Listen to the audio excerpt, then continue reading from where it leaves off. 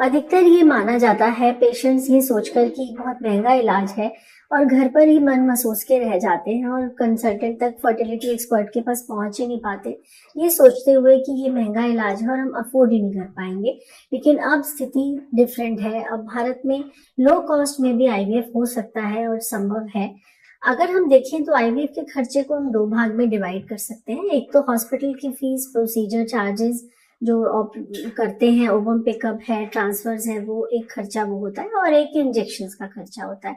तो over the years जब पहले आईवीएफ की शुरुआत हुई थी तो डेफिनेटली ये खर्चा 2 से 3 लाख रुपए के बीच में बैठता था एक सिंगल साइकिल। लेकिन जैसे जैसे समय के साथ चीजें एडवांस हुई और अवेलेबिलिटी बढ़ी है, तो बहुत सारे ऐसे हार्मोन के इंजेक्शंस हैं जो हम उनका इस्तेमाल करके हम लो कॉस्ट में भी आईवीएफ को संभव करा सकते हैं।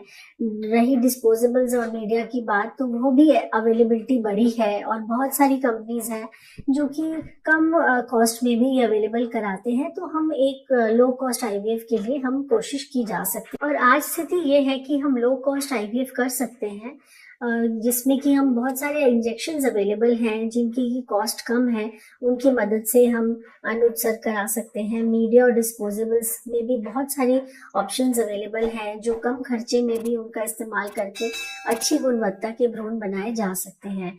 आईवीएफ का खर्चा दो भागों में बांटा जा सकता है। पहला जो है खर्चा वह हॉस्पिटल की फीस और प्रोसीजर चार्जेस रहते हैं, और दूसरा खर्चा जो है वो इंजेक्शंस का होता है। तो इंजेक्शंस में भी बहुत सारे ऑप्शंस अवेलेबल हैं, और अगर हम कम खर्चे वाले इंजेक्शन जो कि इतने महंगे नहीं हो और अच्छी गुणवत्ता के भ्रूण बना सके, अगर उनका इस्तेमाल करें तो डेफिनेटली ये संभव है।